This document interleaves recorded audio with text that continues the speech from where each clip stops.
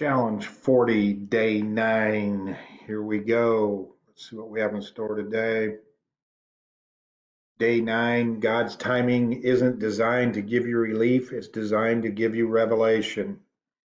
Not a scripture verse today, but I read this quote on social media and it spoke to me.